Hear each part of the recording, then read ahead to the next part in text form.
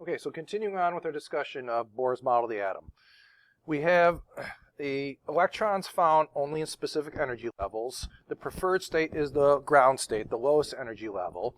And then you can excite them to other other excited states when you absorb energy, either from incoming light or electrical energy or thermal energy. Any energy input can excite electrons. And this is the important part right here. When in an excited state, the electrons don't want to be there. It's like lifting a ball above the ground and putting it on a teeny tiny ledge. It's going to very easily fall back down to the ground. And so they'll do that spontaneously. Okay, that's really important. In other words, it does not need any outside influence to cause it to go back down. It'll do it on its own. It's just a matter of time and really probability. So that's interesting of itself.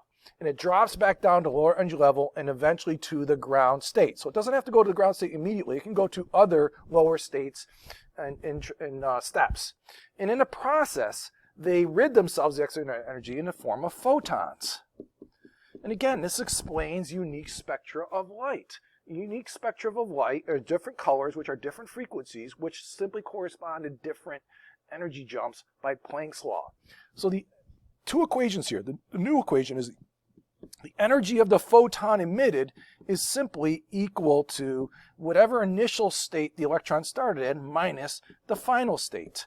And it's always goes from higher to lower state. So the initial state has to be at a higher energy than the lower state. And then we can simply say by Planck's law, that's equal to HF or HC over lambda. So we can ultimately put together that if I want to find a particular frequency of light, HF, that's just equal to the energy level initial minus the final. And it's a pretty simple mathematically, but it explains so much, at least for hydrogen. It didn't work for higher elements, but you know what? The fact that it worked for hydrogen, it could explain things beautifully, is what people made people take notice. So let's look at an example for hydrogen atom.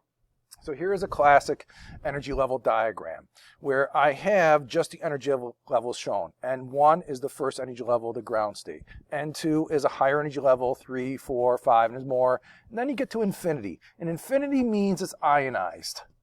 That's like the photoelectric effect. In other words, if I put so much energy in that it leaves the atom altogether, it's beyond the infinite state. And next to it, for hydrogen in particular, I have certain energies in electron volts. So they're tiny energies. And notice they're negative because it's a negative potential well. We're going to usually ignore the negative when we do our calculations, but we should understand where that comes from. So the ground state is negative 13.6 eV, which means if I want to get an electron to go leave the atom altogether, I need 13.6 electron volts or more. That's kind of like the work function.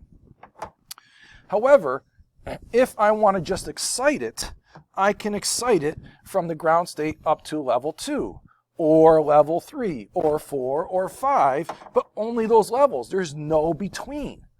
So I can't excite an electron ever to this level there to have it come back down. It will ignore any energy input that is not exactly equal to the difference between these two, or even intermediary ones. And that's, again, where our mathematical analysis is going to come from. So let's look at an example. I'll probably just work it out but not give you the numerical stuff. I'll let you do that. So how much energy is needed to excite a ground state electron to the third energy level? And I've shown that schematically here. So we start with an electron here. It's somehow been excited by an input of electrical energy or light energy, whatever, to the third state. So that third state has 1.5 EV, negative 13.6 here. So the energy in this case is going to be E final minus E initial, right? Because we're exciting it upwards. We're not releasing energy. We're absorbing energy. So that's just going to be 1.5 minus, technically it's negative 1.5 minus negative 13.6. Usually we can just ignore them. And so we get 12.1 EV, okay?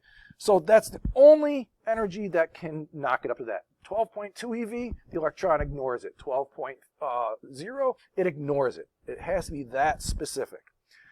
Next, how many different photons could be emitted on its way back down to the ground state? And again, you want to be able to draw this schematically. So I've drawn the excitation, A. Now we have an electron here. How does it get back down? How many different ways can it get back down? Well, the obvious way is it just goes back down, straight down to the ground state. And that would correspond to a specific energy. However, it doesn't have to go directly to the ground state. It could do it in steps. So that could be one step and then another step. And what I want you to notice, each of those steps has a different width or a different energy gap, which corresponds to different frequencies. So we could get essentially 3 different types of photons coming from the third state to the first state. All right. Then we could ask, what's the energy, frequency, and color of the lowest energy transition from the 3? Okay, so which is the lowest energy transition? It's the one with the smallest gap. In other words, this one right here, from 3 to 2. So we'll find a transition, the smallest jump, so that's 3 to 2. Now we want to look at the energy. So the energy, that's pretty simple. That's going to be energy, that delta energy is E3 or E2 minus E3. Okay. Wait, I said initial minus final. Yeah, it doesn't really matter here, but I'm trying to be consistent. All right, E2 minus E3. So that's going to be negative, I'm just going to do 3.4, I'm going to ignore the negatives, minus 1.5, which is 1.9 eV. All right, so that's the energy of the photon released. Okay, that's supposed to be an R.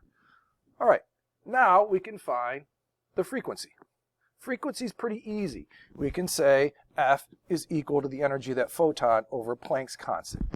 Now, here's where we might run into a problem. This energy is in electron volts, and Planck's constant usually is in joule seconds. So we could convert this to joules. That's not hard to do. You just divide by 1.6, multiply by 1.6 times 10 to the -19th joules per electron volt.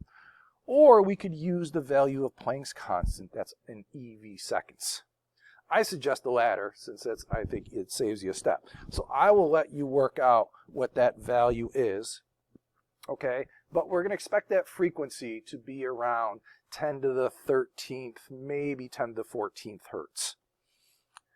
All right, and then we could ask, it says use reference tables to match color frequency. You don't have that in your AP reference table, so we'll worry about that later. But we can match frequencies of colors. That's not hard to do. And then D, what minimum frequency photon would we need to ionize a ground state electron as seen by arrow I, okay, and it's the same steps above. So arrow I is here. We want to ionize it. So at the very least, you see that the minimum energy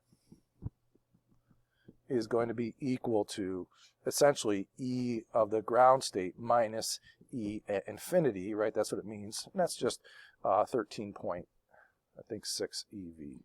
Maybe it's 2.